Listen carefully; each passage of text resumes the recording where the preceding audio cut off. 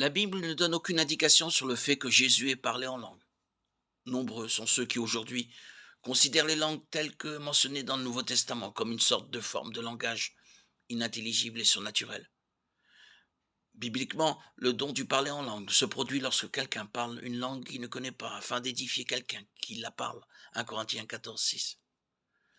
Si le Christ devait parler en langue, il aurait été logique qu'il le fasse lors de son baptême lorsque l'Esprit descendit sur lui comme une colombe. Marc 1:10.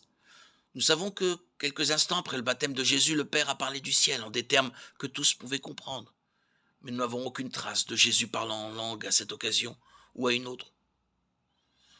De nos jours, de nombreux partisans du parler en langue, appelé aussi glossolalie, supposent que Jésus a dû parler en langue. Pour étayer leur point de vue, ils citent des passages tels que Marc 7:34, dans lequel Jésus leva les yeux au ciel avec un profond soupir, et Marc 8:12, lorsque Jésus soupira profondément dans son esprit. Cependant, un soupir n'est pas la même chose que le don surnaturel dont nous parlons. N'importe qui peut soupirer pour toutes sortes de raisons, mais ce n'est pas une preuve de la puissance de l'esprit.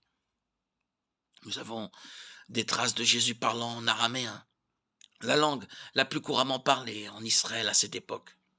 Marc 5:41 et Actes 26:14.